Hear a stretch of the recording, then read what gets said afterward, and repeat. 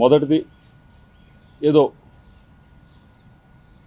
Telephone data గురించి అని చెప్పి మాట్లాడారు అని చెప్పడం జరిగింది.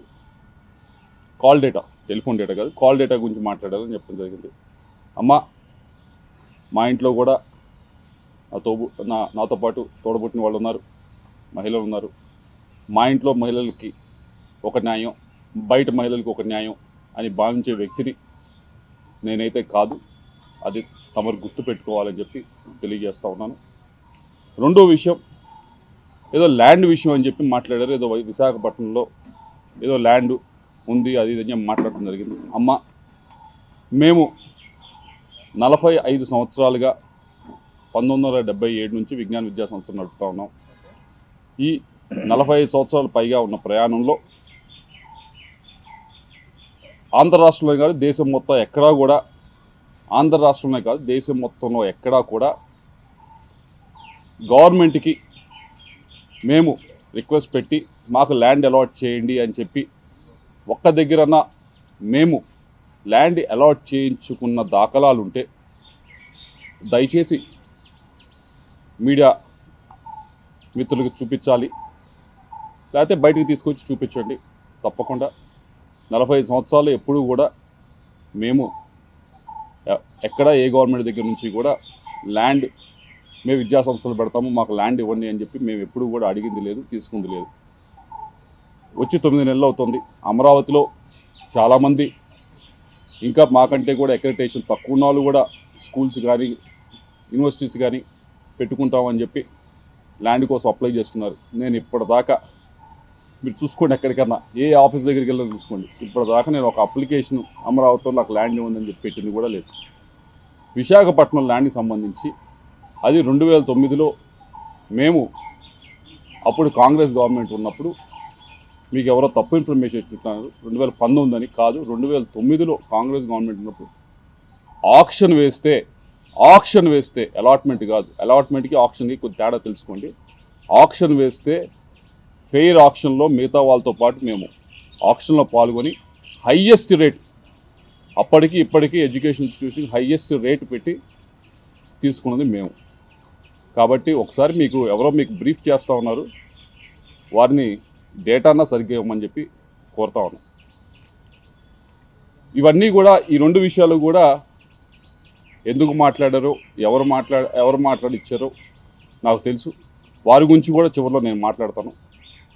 అయితే ఈ 2 విషయాలు కూడా, ఒకటి క్యారెక్టర్ అసోసియేషన్ చేసే ప్రయత్నం మీది, ఏదో డేటా గురించి, ఫోన్ డేటా గురించి ఏదో మాట్లాడి, రెండవది ఈ ల్యాండ్ ఇష్యూ చేసి మన టాపిక్ ఎలాగోలా డైవర్ట్ చేద్దామనే ప్రయత్నం మీరు చేస్తూ ఉన్నారు.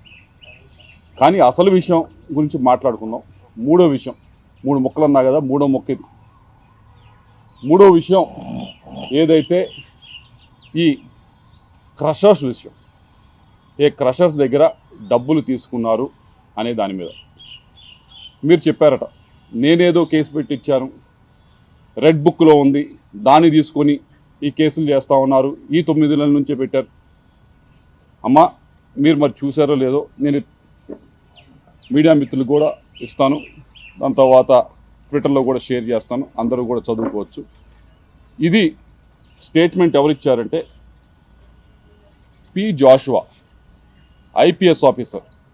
ఈయనకి సర్వీసు 2040 దాకా ఉంది సర్వీసు. ఆయన కెరియర్ ముందు చాలా పెద్ద కెరియర్ ఉంది. అటువంటి వ్యక్తి ఆయన సంతకం పెట్టి ఈ స్టేట్మెంట్ని ఇవ్వటం జరిగింది. ఈ స్టేట్మెంట్లో క్లియర్గా చెప్పడం జరిగింది. ఏమి అంటే, ఈ లక్ష్మీ బాలాజీ స్టోన్ క్రషర్స్, దీనికి ఈ యాజమానికి నాకు ఎటువంటి బంధుత్వం లేదు, ఎటువంటి బిజినెస్ పరంగా ఏమీ లేదు, నాకు ఎటువంటి ఇది లేదు. ఈ బాలాజీ స్టోన్ క్రషర్స్ అనే ఆయన మీదకి ఏం చేశారనేది క్లియర్గా చెప్పుంది. 2021లో ఆగస్టు 24వ తారీఖున, ఆగస్టు 2021లో మీ వైపు నుంచి మీరు ఒక కంప్లైంట్ని వీళ్ళ పైన మీరు మూవ్ చేయడం జరిగింది.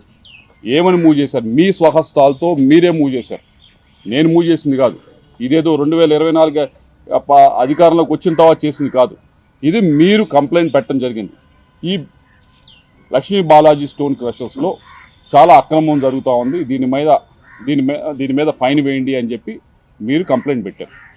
కంప్లైంట్ పెట్టిన దాని మీద జాషువా గారు దీని మీద ఇది చిన్న విషయం కదా అని చెప్పి యాక్ట్ చేయలేదు. యాక్ట్ చేయకపోతే మీరేం చేశారు? మీరు తిరగని ఆఫీస్ లేదు, ప్రతి ఆఫీస్ దగ్గరికి వెళ్ళారు, ఆయనకి ఫోన్ చేయించారు. మీరు బాలినేని శ్రీనివాసరెడ్డి గారి దగ్గరికి వెళ్ళలేదు. మీరు ఈ విషయం పైన బాలినేని శ్రీనివాసరెడ్డి గారి దగ్గరికి మాధవరెడ్డి అనే సాక్షి జర్నలిస్ట్ని తీసుకొని మీరు వెళ్ళి ఏమి ఒక ఎమ్మెల్యే ఫోన్ చేస్తే ఎస్పీ గారు మీరు ఎందుకు యాక్ట్ చేయరు అని చెప్పి మీరు ఫోన్ చేయించి అడిగించలేదు? అడిగించారు. దీని గురించి అడిగించారు. ఇవన్నీ కూడా మీరు తడుపు తట్టారు. ఇదిగో ఈ కంప్లైంట్ గురించి మీరు కంప్లైంట్ పెట్టింది 2021లో పెట్టి ఏమని చెప్పారంటే దీనిపైన స్టోన్ క్రషర్స్ పైన లక్ష్మీ బాలాజీ స్టోన్ క్రషర్స్ పైన ఈ ఫైన్ వేసే అవకాశం ఉంది అని చెప్పి మీరు కంప్లైంట్ పెట్టారు. దాన్ని జాషువా గారు ఎస్పీ గారు ఆ రోజు మూవ్ చేయకపోతే ప్రతి ఆఫీస్కి ప్రతి ఒక్క పొలిటికల్ ఆఫీస్ దగ్గరికి వెళ్ళారు, వాళ్ళ దగ్గర నుంచి ప్రెషర్ పెట్టారు. అప్పటికీ మూవ్ అవ్వలేదు. అప్పటికి మూవ్ అవ్వకపోతే మీరు ఇంకా గట్టిగా ప్రెషర్ పెట్టేటప్పటికి జాషువా గారు ఏం చేశారంటే ఇది అప్పుడున్న ఎస్పీ గారు ఏం చేశారంటే దీన్ని మా దగ్గర ఆ రోజు ఏదైతే ఆయన హెడ్ చేస్తూ ఉన్నారో దాంట్లో ఉన్న ఆఫీస్లో మా దగ్గర సరిపడా దీన్ని అసెస్ చేయడానికి మనుషులు లేరు, విజిలెన్స్ దగ్గర సరిపడా మనుషులు లేరు అని చెప్పి ఏడీ మైన్స్కి ఇదిగోండి ఇది వెరిఫై చేయండి, ఎమ్మెల్యే గారు ఆ రోజున్న ఎమ్మెల్యే గారు కంప్లైంట్ ఇచ్చారు, వెరిఫై చేయండి అని చెప్పి ఇవ్వటం జరిగింది. ఇవన్నీ కూడా 2020-21లో ఇచ్చిన తర్వాత ఆ ఏడీ మైన్స్ వారు దీనిపైన ఈ స్టోన్ క్రషర్స్ పైన విపరీతమైన ఫైన్ మీ ప్రెషర్తోనే అది కూడా రాశారు. మీరు పొలిటికల్ ప్రెషర్ పెడితేనే వాళ్ళు విపరీతమైన ఫైన్ దీనిపైన లెవీ చేయబోయారు. ఎందుకు లెవీ చేయబోయారు? ఎందుకు రాశారు? మీరు ఈ స్టోన్ క్రషర్ పైన విపరీతమైన ఫైన్ రాయించిన తర్వాత వారిని ఇదిగో మేము ఇంత ఫైన్ అయిపోతా ఉన్నాం అని చెప్పి వారిని మీరు బలవంతంగా తీసుకుని వచ్చి ఇదిగో ఫైన్ అన్నా కట్టు, లేకపోతే నాకన్నా కప్పం కట్టు అని చెప్పి మీరు డబ్బులు తీసుకున్నారా లేదా?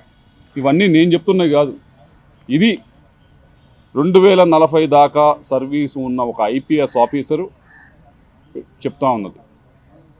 జాషువా గారు అప్పుడు ఎవరైతే విజిలెన్స్కి ఉన్నారో ఎస్పీగా ఆయన చెప్తా ఉంది, ఆయన స్వహస్తాలతో ఇచ్చిన స్టేట్మెంట్, ఆయన సంతకం పెట్టిన స్టేట్మెంట్. అమ్మ ఇవన్నీ కూడా మీరు చేసి ఇదేదో రెడ్ బుక్ రాజ్యాంగం నడుస్తూ ఉంది, ఇప్పుడు కేసులు పెడతా ఉన్నారు, నాయంట పడతా ఉన్నారు అని చెప్పి మీరు మాట్లాడటం అనేది సమంజసంగా లేదు.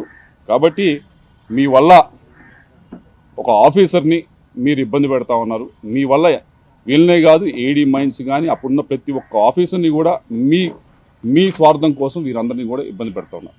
మీరు అంటా ఉన్నారు ఏమనంటే అయ్యా నా పైన అనవసరంగా కేసులు పెడతా ఉన్నారు. అది మీ పైన ఎవరు అనవసరంగా కేసులు పెట్టలేదు, మీరు డబ్బులు తీసుకున్నారు కాబట్టి మీరు డబ్బులు తీసుకున్నారని చెప్పి ఎవరైతే డబ్బులు ఇచ్చారో ఆ స్టోన్ క్రషర్ మేము 2 కోట్లు 2.5 కోట్ల దాకా ఇచ్చాము, మా దగ్గర బలవంతంగా తీసుకుంది, మా దగ్గర ఏమీ లేకపోయినా కానీ మా మీద ఒక కేసు పెట్టి బరాయించి ఒక ఇన్వెస్టిగేషన్ చేయించి దాని మీద ఒక ఫైన్ లాగా వేయించి మమ్మల్ని భయపెట్టి బెదిరించి మా దగ్గర డబ్బులు లాక్కుంది అని చెప్పి వాళ్ళు స్టోన్ క్రషర్స్ వాళ్ళు కేసు పెట్టారు. వారికి నాకు సంబంధం లేదు. ఆ పెట్టిన కేసుకి జాషువా అనే వ్యక్తి ఇది జరిగింది అని నేరేషన్ క్లియర్గా చెప్పారు. ఆ రోజున్న ఎస్పీ క్లియర్గా చెప్పారు. నా మీద కూడా చాలా ప్రెషర్ పెట్టారు, పొలిటికల్ ప్రెషర్ పెట్టి నన్ను యాక్ట్ చేయమంటే నేను వెళ్ళి యాక్ట్ చేయాల్సి వచ్చింది అని చెప్పి ఆయన కూడా క్లియర్ స్టేట్మెంట్. ఇన్ని స్టేట్మెంట్లు ఉన్న తర్వాత నేను చేయించానని చెప్పడం చాలా విడ్డూరంగా ఉంది. కాబట్టి ఇంతకంటే ప్రూఫ్ లేదు. ఇది దయచేసి మీడియా వాళ్ళకి ఇస్తాను, మీరు చూసుకోండి. ఇందాక చెప్పాను ఈ మొత్తం వ్యవహారాన్ని ఏదైతే క్యారెక్టర్ అసాసినేషన్ కానీ టాపిక్ డివర్షన్ కానీ ఇవన్నీ కూడా మీకు ఎవరో బ్రీఫ్ చేస్తూ ఉన్నారు. నేను వారికి చెప్తా ఉన్నా, నేను 2024 జనవరిలో నేను రిజైన్ చేసి బయటకు వచ్చాను. ఆ రోజు నుంచి ఇప్పటిదాకా నేను ఏ ఒక్క వ్యక్తి గురించి కానీ బయట కానీ మీడియా ముఖంగా కానీ పబ్లిక్లో ఎలక్షన్స్ టైంలో కానీ ఎలక్షన్స్ అయిపోయిన తర్వాత కానీ ప్రైవేట్గా కానీ ఎక్కడా కూడా నేను ఏ వ్యక్తి గురించి మాట్లాడింది లేదు, ఏ వ్యక్తి గురించి తప్పుగా ఎవరి దగ్గర మాట్లాడింది లేదు. కానీ ఈరోజు ఎవరైతే మీరు వెనకమాల నుంచి మాట్లాడిస్తూ ఉన్నారో, ఎవరైతే మీకు ఈ టాపిక్ డైవర్షను క్యారెక్టర్ అసాసినేషన్కి ట్రై చేస్తూ ఉన్నారో నేను వారికి చెప్తా ఉన్నా, ఇప్పటిదాకా నేను రిస్ట్రైన్గానే ఉన్నాను, నేను ఎక్కడ మాట్లాడను. కానీ ఈ రోజు నుంచి నాకు కూడా ప్లాట్ఫామ్స్ ఉంటాయి, నేను మాట్లాడే అవకాశం వస్తుంది, నాకు చాలా అవెన్యూస్ ఉంటాయి. వచ్చిన అవకాశంలో వచ్చిన ప్రతి ప్లాట్ఫామ్ మీద వచ్చిన ప్రతి అవెన్యూలో కూడా నేను మిగతా వాళ్ళలాగా ఏదో బూతులు తిట్టే కార్యక్రమం నా వల్ల కాదు, నాకు చేత కాదు. లేకపోతే మిగతా వాళ్ళలాగా ఈవిడ చెప్పినట్లు నిన్న అబద్ధాలు చెప్పడం అనేది నాకు చేత కాదు. నేను నిజమే చెప్తాను, ఏదైతే ఉందో ఆ ఫ్యాక్ట్స్ మొత్తం నేను బయటికి చెప్తాను.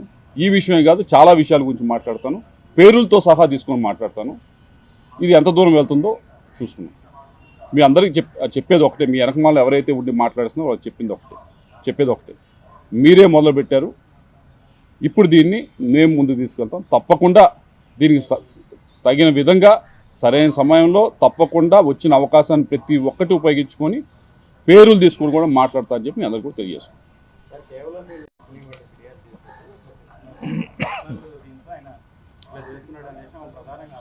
అమ్మ, ఈ కంపెనీ వాళ్ళ గురించి చెప్తూ ఏం చెప్పారంటే, ఒకటి వీళ్ళు తెలుగుదేశం నాయకులు అందుకని వీళ్ళు కేసు పెట్టారు అని చెప్తారు. ఈ కేసు పెట్టింది ఈ రోజు కాదు నాయన, దీని గురించి ఎత్తింది, దీని గురించి మాట్లాడింది ఈ రోజు కాదు, దీని గురించి మాట్లాడింది అప్పుడే మాట్లాడేది. అండ్ ఎస్పీ జాషువా గారు ఇచ్చిన స్టేట్మెంట్ ఉంది, ఆవిడ ఇచ్చిన స్టేట్మెంట్ కూడా ఉంది, ఇచ్చిన స్టేట్మెంట్ ఉంది. సరే, వీళ్ళు అంటే టీడీపీ నాయకులు అనుకోండి, నేను కొన్ని పేర్లు చెప్తాను.